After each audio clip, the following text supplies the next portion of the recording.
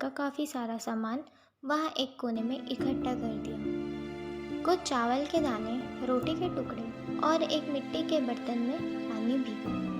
College में दिन भर मैं चिड़िया के और चिड्डे की मीठी मीठी नोक-झोंक के बारे में सोचती रही। कभी कभी मेरे मन में एक टिटसी उठती, कुछ मीठी यादें जहन में उभरने लगती, लेकिन मैं उन यादों से जल्दी ही बाहर निकलने की कोशिश करने लगती। आज कॉलेज में मेरा ज़रा भी मन नहीं लगा। शाम को घर वापस आते ही सबसे पहले मैं दालन में आई। चिड़िया की ची की आवाज़ अब नहीं आ रही थी। चिड्डा भी कहीं आसपास नहीं था। मैं कुछ निराश होकर घर के भीतर जाने ही वाली थी कि मैंने देखा दालन के आगे आंगन में नीम के एक छोटे से पेड़ पर चिड़िया और चिड्डा अपना घोंसला बनाने में मस्त थे। उनके नीड़ की नींव रखी जा चुकी थी। नए मेहमानों के आने की तैयारी जोरों पर थी। उसी समय चिड़िया उड़कर दालन में घोंसले के लिए तिनका लेने आई, लेकिन चिट्टा तुरंत घोंसला बनाने का काम छोड़कर चिड़िया के पास आया और तब तक ची करता रहा जब तक चिड़िया वापस घोंसले के पास नहीं चली गई। चिट्टा शायद उसको बार बार नीचे तिनका लेने आने को मना कर रहा था। चिड़िया इस समय प्रेग्नेंट थी और चिड्डा को उसका ख्याल रखना था।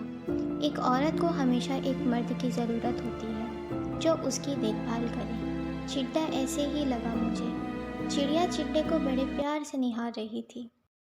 अब चिड्डा दालन से तिनका उठाकर लाता और चिड़िया को घोंसला बनाने के लिए दे देता। दोनों मिलकर प्यार से काम कर रहे थे। एक भारतीय पति पत्नी लग रहे थे वे मुझे। अगले दिन सुबह घोंसला बनकर तैयार हो गया। शाम को चिड़िया ने 2 छोटे छोटे अंडे दिए और उनके ऊपर बैठ गई, पेट से उनको गर्मी देने।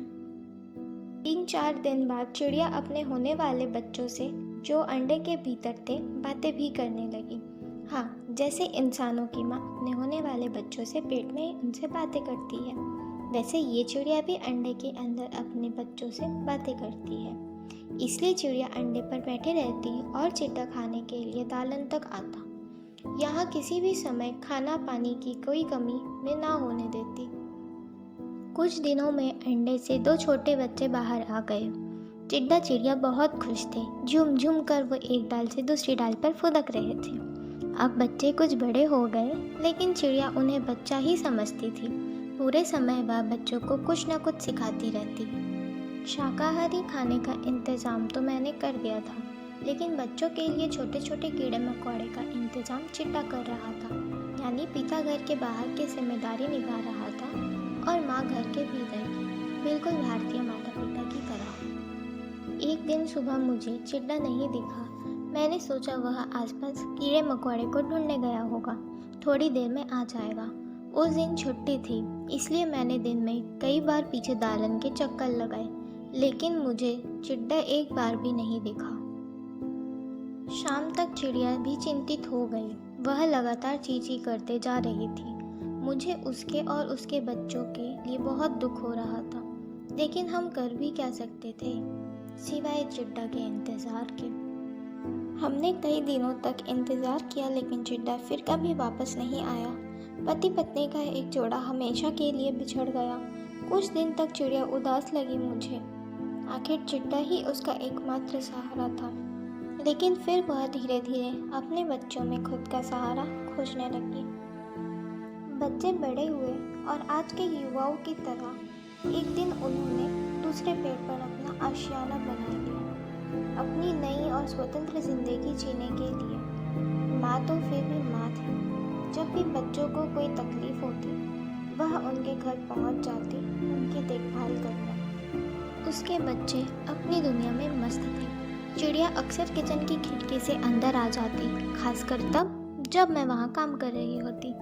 मैं उसको सांत्वना देती और वह अपनी भाषा में मुझे नहीं पता चिड़िया ने कैसे मुझे अकेली इस स्थिति में भाप ली थी, लेकिन हाँ, मैं उसमें खुद को देख रही थी। मेरी कहानी और उसकी कहानी एक ही थी। उसने मेरी हथेलियों पर अपना दम तोड़ दिया। मैंने नीम के उसी पेड़ के नीचे उसको दफना दिया जिस पर उसने उसका और उसके चिट्टे ने प्यार से अपना आशियाना बनाया था। आज वह जर्जर हो चुका आशियाना अभी भी वहाँ मौजूद था। चिड़िया और चिड्डे की प्रेम गाथा से लेकर उसके अकेलेपन और फिर उसके अंत की दास्तान कहने के लिए मेरी आंखों से लगातार आंसू बह रहे थे। पति के ना रहने और बच्चों के विदेश में बस जाने के बाद मेरी अकेली जिंदगी चिड़िया की तरह ही तो थी, बस एक अंतर था, उसको तो मैंने दफना